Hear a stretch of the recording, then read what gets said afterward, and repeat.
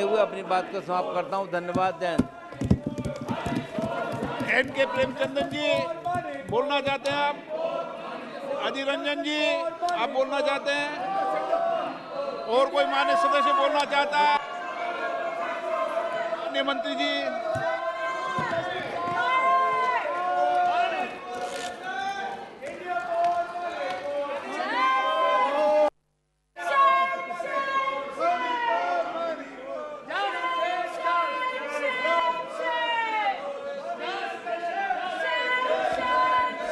माननीय अध्यक्ष जी, आज के बिल पर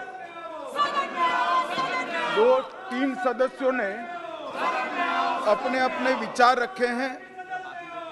मैं मेरे मंत्रालय की ओर से इन सभी का धन्यवाद करना चाहता हूं। माननीय अध्यक्ष जी, आज मैं इस महान सदन के सामने एक महत्वपूर्ण बिल लेकर आया हूं, जो न केवल बहुराज्यीय सहकारी समितियां, परंतु इसको एज अ कंसेप्ट स्वीकार करते हुए प्राथमिक सहकारी समितियां और राज्य की सहकारी समितियों में भी एक प्रकार के संस्कार और कार्य संस्कृति का निर्मित करेंगे। माननीय अध्यक्ष जी, जब से देश आजाद हुआ तब से सहकारी क्षेत्र के अंदर काम करने वाले सभी कार्यकर्ता यह चाहते थे कि सहकारी क्षेत्र को केंद्र सरकार की ओर से तवज्जो दी जाए। सहकारी क्षेत्र को तवज्जो देने के लिए भारत सरकार में सहकारिता मंत्रालय अलग बनाया जाए। मैं आज देश भर की 8 लाख सहकारी समितियां, करोड़ों किसान और 60 करोड़ ग्रामीण गरीबों की ओर से प्रधानमंत्री जी का धन्यवाद करना चाहता हूं कि इन्होंने सहकारी मंत्रालय की स्थापना की है।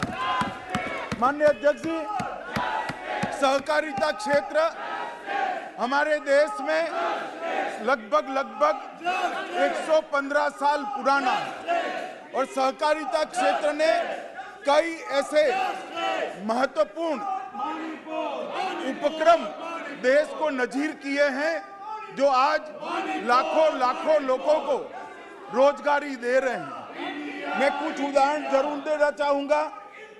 अमूल हमारा गुजरात का एक सहकारी उपक्रम जो दूध उत्पादकों का राज्य सरकार फेडरेशन है, उसमें आज 36 लाख बहनें हर रोज दूध देकर 58,000 करोड़ रुपए का व्यापार करती है। और मैं इस बात पर भी सदन का ध्यान आकर्षित करना चाहता हूं कि 58,000 करोड़ का व्यापार वाला जो ये उपक्रम है, वो उपक्रम में किसी ने 100 रुपये से ज्यादा पूंजी नहीं लगाई है। सिर्फ 100 रुपयों की पूंजी से 58,000 करोड़ रुपए का उपक्रम बना है। इसी तरह से क्रिप्को, इफ्को, पहले लिज्जत था। इस प्रकार कई बड़े बड़े उपक्रम देश में सहकारिता माध्यम से चले, परंतु विगत 75 साल में ना सहकारिता आंदोलन पर कोई ध्यान दिया गया, ना उसके कानूनों में पुनर्रचना का सार्वजनिक रूप से चर्चा हुआ, ना देश की संसद में राष्ट्रीय स्तर पर और राज्य स्तर पर सहकारिता आंदोलन को बदलने के लिए मंथन किया गया। मोदी जी ने सहकारिता मंत्रालय नया बनाने के बाद मैं विश्वास से कह सकता हूं कि आने वाले 25 साल में, मतलब जब देश आजादी की शताब्दी मना रहा होगा, तब सहकारिता आंदोलन फिर से पुरजोर तरीके से देश के विकास में अपना योगदान देगा। माननीय अध्यक्ष, ये 2 साल में सहकारिता आंदोलन में आमूलचूल परिवर्तन करने का काम प्रधानमंत्री नरेंद्र मोदी जी के नेतृत्व में हुआ है। सबसे पहला काम पैक्स, जो पैक्स सहकारिता आंदोलन की आत्मा होती है, वो पैक्स को पुनर्जीवित करना, वो पैक्स को वायबल करना, पैक्स के अंदर पारदर्शिता लाना और पैक्स को बहुआयामी मल्टी डायमेंशनल बनाने के लिए ढेर सारे प्रयास किए हैं।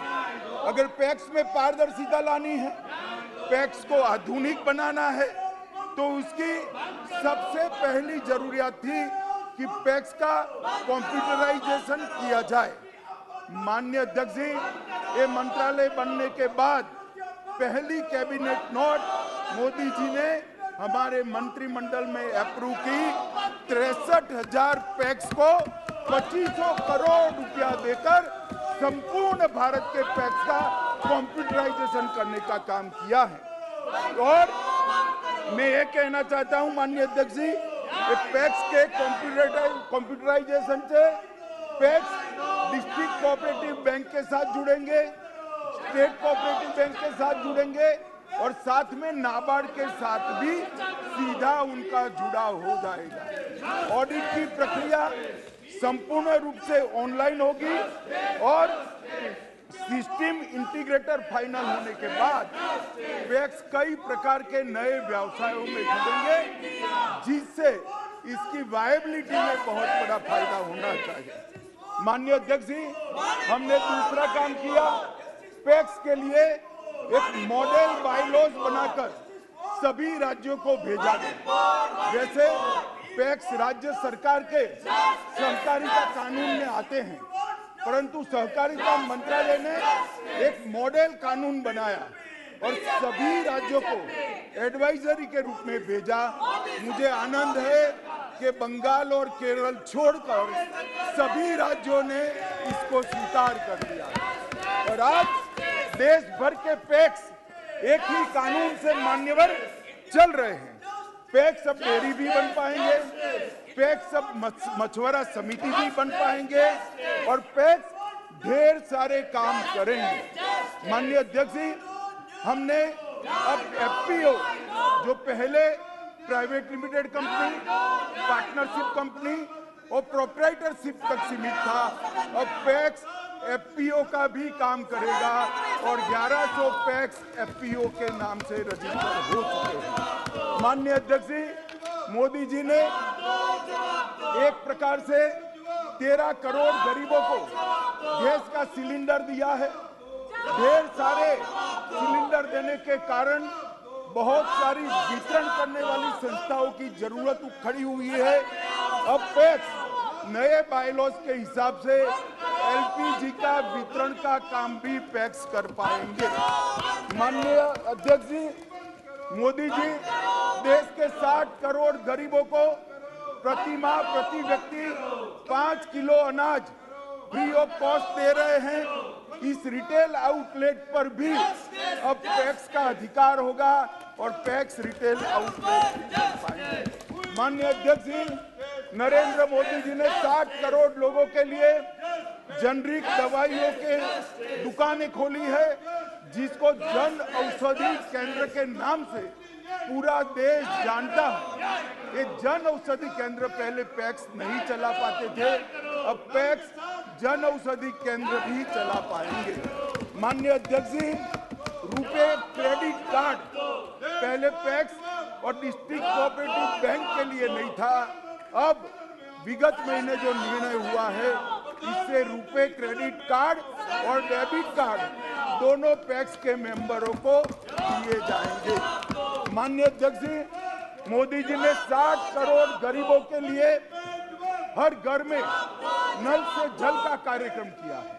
नल से जल तो पहुंचाएंगे, मगर ये यंत्रणा को अगर नियमित रूप से कोई मेंटेन नहीं करता है तो जल आपूर्ति आबाद तरीके से नहीं चल सकती है। जल आपूर्ति को आबाद तरीके से चलाना है तो एक पानी समिति चाहिए जो गांव की पानी की वितरण की व्यवस्था को मेंटेन करे। अब पैक्स ये पानी समिति बनकर वितरण व्यवस्था का भी काम करेंगे। माननीय अध्यक्ष जी, इसके साथ साथ पैक्स को हमने एक भंडारण क्षमता के साथ जोड़ने का भी काम किया है और पैक्स अब भंडारण का भी काम करेंगे। जो एफसीआई किराए पर लेगी, तो गांव का अनाज गांव में ही भंडारण होगा और गांव में ही गरीब के घर में वितरित होगा। तो इससे पैक्स को एक नए प्रकार की इनकम का फायदा होने वाला है। माननीय अध्यक्ष जी, गत बजट में मैं मोदी जी का बहुत बहुत धन्यवाद करना चाहता हूं कि मोदी जी ने सालों से सहकारिता के साथ अन्याय होता था, कोऑपरेटिव और कॉर्पोरेट दो टैक्स अलग थे। मोदी जी ने और वित्त मंत्री जी ने गत बजट में सहकारिता समितियां और कॉर्पोरेट कंपनियों के टैक्स को एक प्लेटफॉर्म पर लाने का काम किया है। सहकारी समितियों के आयकर पर लगने वाले अधिभार में कटौती कर दी गई है। आयकर अधिनियम की धारा 369 एसटी के तहत नगद लेन देन में भी 2 लाख तक की परमिशन दी है, जो पहले 20,000 तक ही थी। माननीय अध्यक्ष जी, सहकारी बैंकों को जो कठिनाइयां पड़ती थी, मैं अर्बन कोऑपरेटिव बैंक की बात करता हूं, इसको वन टाइम सेटलमेंट करने का अधिकार अब राष्ट्रीयकृत बैंकों की तरह ही कोऑपरेटिव बैंकों को दे दिया गया। इसके साथ साथ नई 10% नई ब्रांच अगर खोलनी है तो रिजर्व बैंक की कोई परमिशन लेने की जरूरत नहीं।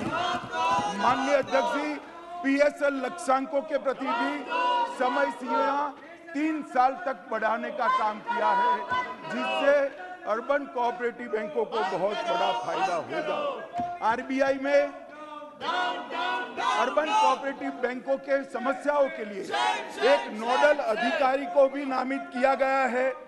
आरबीआई ने डोर स्टेप बैंकिंग के लिए अब नेशनलाइज और प्राइवेट बैंकों के साथ साथ कोऑपरेटिव बैंकों को भी परमिशन दे दिया है, तो वो डोर स्टेप सेवाएं भी दे पाएंगे। माननीय अध्यक्ष जी, महाराष्ट्र, गुजरात, कर्नाटक, उत्तर प्रदेश के किसान अपने गन्ने को कोऑपरेटिव मिलों में बेचते हैं, मगर जब गन्ने मिल की नफा किसान के पास जाता था तब 30% इनकम टैक्स काटा जाता था और किसान के गाढ़े पसीने की कमाई इनकम टैक्स में चली जाती थी। मैं मोदी जी का धन्यवाद करना चाहूंगा कि उन्होंने किसान को देने वाले मुनाफे पर से टैक्स को पूर्णतया सिर्फ हटा दिया है। इतना नहीं, पास्ट में जो टैक्स लिया था वो 10,000 करोड़ से 15,000 करोड़ रुपया वापिस देने का काम भी ये भारतीय जनता पार्टी की सरकार ने किया। माननीय अध्यक्ष जी, 3 नई बहुराज्यीय कोऑपरेटिव सोसाइटीज बनाई है। पहली बहुराज्यीय कोऑपरेटिव सोसाइटी किसान की उपज को निर्यात करने के लिए प्लेटफॉर्म के नाते काम में आएगी। किसान में अगर वो उपज, उसकी प्रोडक्ट को, उसके क्रॉप को डाइवर्सिफाई करना है तो अंतर्राष्ट्रीय बाजारों में उसको जाना पड़ेगा, परंतु किसान के पास ना इतनी क्षमता थी, ना इतना ज्ञान था, ना इतनी पूंजी थी। तो किसान अगर इस सब को पैदा करता है तो वो एक्सपोर्ट नहीं कर सकता। किसान अगर जीरा उत्पादन करता है तो वो एक्सपोर्ट नहीं कर पाता था। अगर वो लौंग उत्पादन करता है तो वो एक्सपोर्ट नहीं कर पाता था। वो इलायची उत्पन्न करता है तो एक्सपोर्ट नहीं कर पाता। ये निर्यात समिति एक किसान का 100 किलो से ज्यादा जो भी मटेरियल होगा इसको एक्सपोर्ट करने का प्लेटफॉर्म बनेगी और कॉस्ट डाइवर्सिफिकेशन ये बहुत महत्वपूर्ण बनेगी। इसके साथ साथ हमने एक और सहकारी समिति बनाई है जो बीजों के उत्पादन में छोटे किसानों को जोड़ेगी। अब तक बीज के उत्पादन में बड़े किसान ही जुड़ पाते थे, परंतु अब सहकारी समिति की प्राथमिक सहकारी समिति के माध्यम से ये बहुराज्यीय बीज उत्पादक सहकारी समिति 1 एकड़ या आधा एकड़ का किसान को भी बीज उत्पादन के साथ जोड़ेगी और मल्टीनेशनल कंपनियों के साथ वो सहकारी समिति सारी फॉर्मेलिटी करेगी। माननीय अध्यक्ष जी, मोदी जी ने खाद के प्रयोग को कम कर करोड़ों हिंदुस्तानियों और दुनिया भर के स्वास्थ्य को ठीक करने का बीड़ा उठाया है, धरती के स्वास्थ्य को भी ठीक करने का बीड़ा उठाया है। इसलिए ऑर्गेनिक क्रॉप बढ़ रहा है, प्राकृतिक खेती बढ़ रही है, एग्रीकल्चर प्रोडक्ट में फर्टिलाइजर का उपयोग कम हो रहा है। मगर आज किसान प्राकृतिक खेती तो करता है, परंतु इसको अपनी प्रोडक्ट का उचित दाम नहीं मिलता है। तो एक नई सहकारी समिति भारत सरकार ने बनाई है जो ऑर्गेनिक प्रोडक्ट का देश और दुनिया में मार्केटिंग कर किसानों को उचित भाव दिलाने का काम करेगी। हमने सहकारी कोऑपरेटिव सोसाइटी चीनी मिलों को एनसीडीसी के माध्यम से 10,000 करोड़ रुपए का लोन देकर इथेनॉल संयंत्र लगाने का भी हमने फैसला किया है। माननीय अध्यक्ष जी, सहकारी शिक्षण के लिए आने वाले दिनों में भारत सरकार एक कोऑपरेटिव यूनिवर्सिटी का बिल लाकर राष्ट्रीय स्तर पर नई सहकारिता प्रशिक्षण का विश्वविद्यालय स्थापित करने जा रही है, जिससे ये सारी गतिविधियों में आगे बढ़ेगा। माननीय अध्यक्ष जी, हमारे देश में सहकारिता का कोई डेटाबेस नहीं था। हमने तय किया कि 8 लाख समितियां और इसके साथ साथ ड्राई एरिया को आइडेंटिफाई करने के लिए कहां पर सहकारी समिति नहीं है, इसको इंगित करने के लिए हम राष्ट्रीय स्तर पर सहकारी डेटाबेस बनाएंगे। ये राष्ट्रीय सहकारी डेटाबेस बनाने का काम शुरू हो गया है। मुझे सदन को बताते हुए आनंद होता है कि 95% काम समाप्त हो गया है। इस विजयादशमी के पहले हम राष्ट्रीय सहकारी डेटाबेस को प्रधानमंत्री जी के हाथ से ऑनलाइन करने का काम करने वाले हैं। माननीय अध्यक्ष जी, 2003 के बाद कभी सहकारी नीति नहीं आई। जब अटल जी की सरकार थी, भाजपा की सरकार थी, तब सहकारी नीति आई थी। 2003 से 2020 में कभी सहकारी नीति नहीं आई। हम विजयादशमी के पहले ज्यादा से ज्यादा दीपावली के पहले नई राष्ट्रीय सहकारी नीति भी लेकर आएंगे, जो आने वाले 25 साल का सहकारिता का मानचित्र समग्र देश और दुनिया के सामने रखेगा। माननीय अध्यक्ष जी, हमने केंद्रीय पंजीयन कार्यालय को कंप्यूटराइज करने का काम किया है और आज इस सबकी आगे की कड़ी में मैं आज का एक विधेयक लेकर आया हूं। वो विधेयक पर मैं आप बात करूंगा। माननीय अध्यक्ष जी,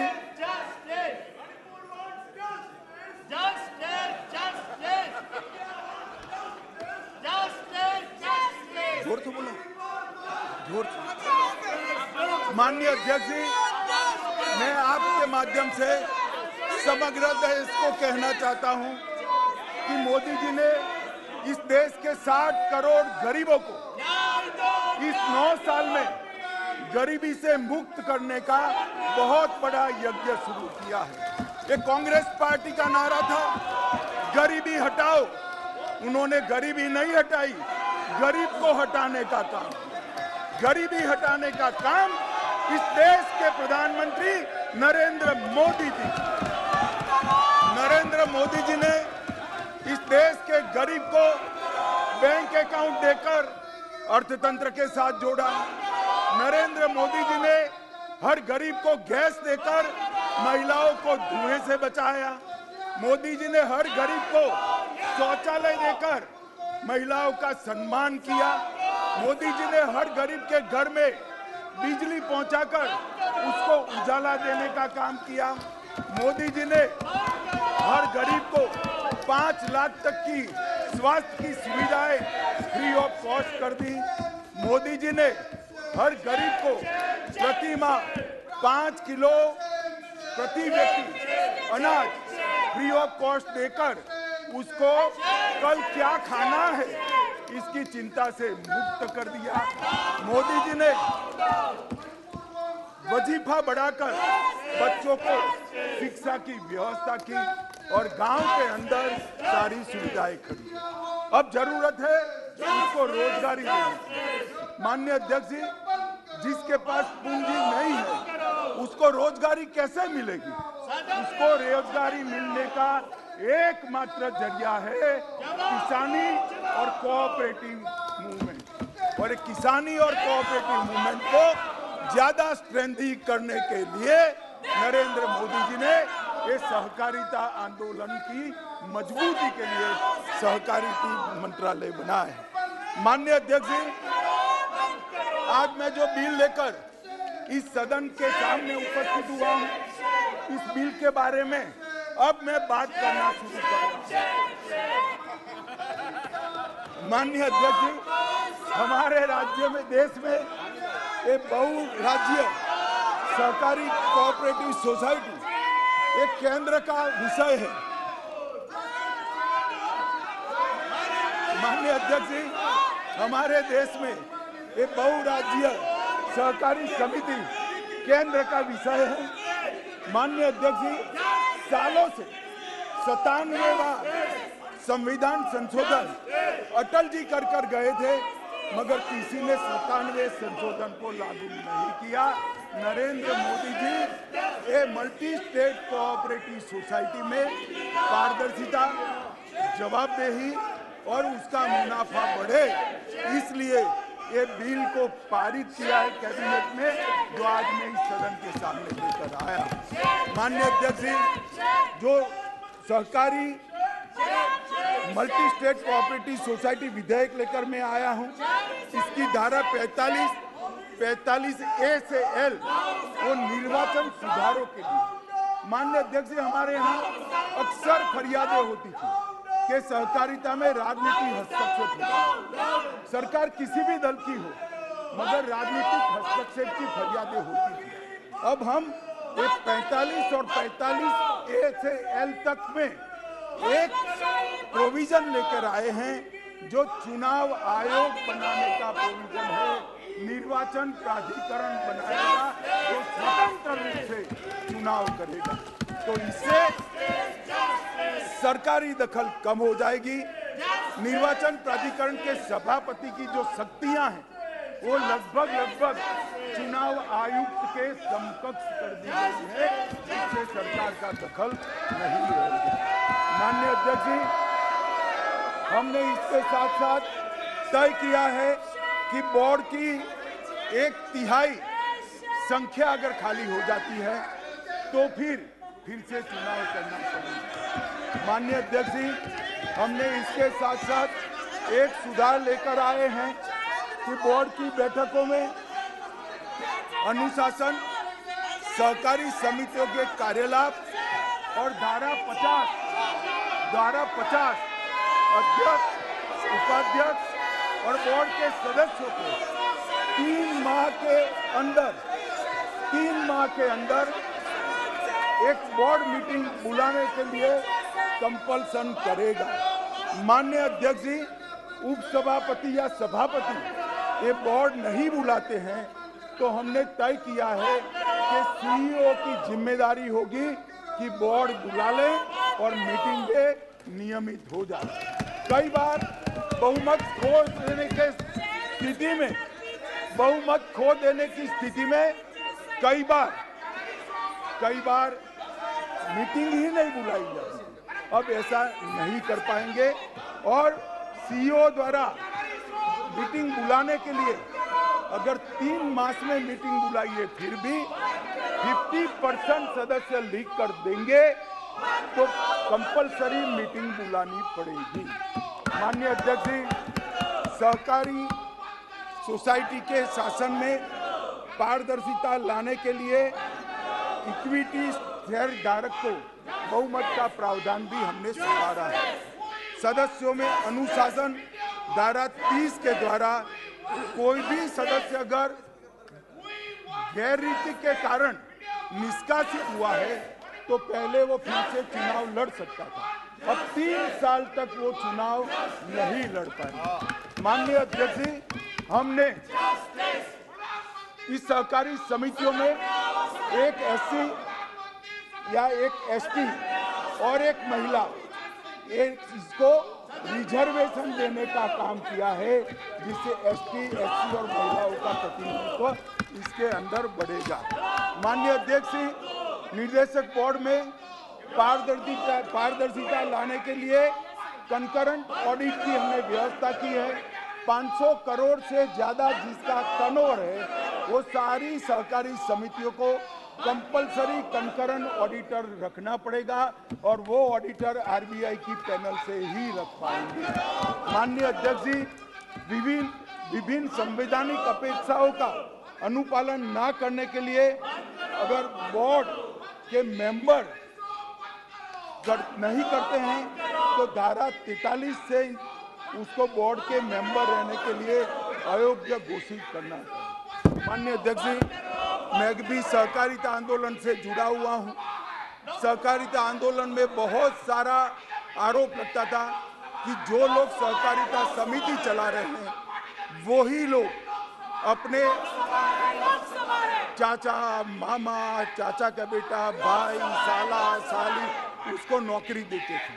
अब हमने तय किया है कि कर्मचारियों की भर्ती की प्रक्रिया में किसी भी ब्लड रिलेशन नहीं, डिस्टेंट रिलेटिव को नौकरी नहीं दी जा पाएगी। माननीय अध्यक्ष जी, हमने संपरीक्षण और सदाचार और यौन उत्पीड़न के लिए एक कमेटी बनाने का भी प्रावधान किया है। हमने सूचना के अधिकार को भी इसके अंदर शामिल किया है, जिससे सूचना अधिकारी की अपनी।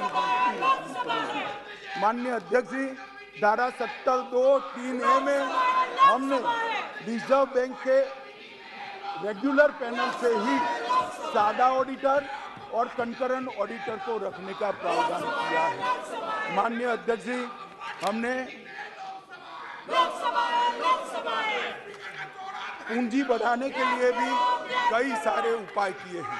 माननीय अध्यक्ष जी, मुझे पूरा भरोसा है कि बिल ये सदन के पारित करने के साथ ही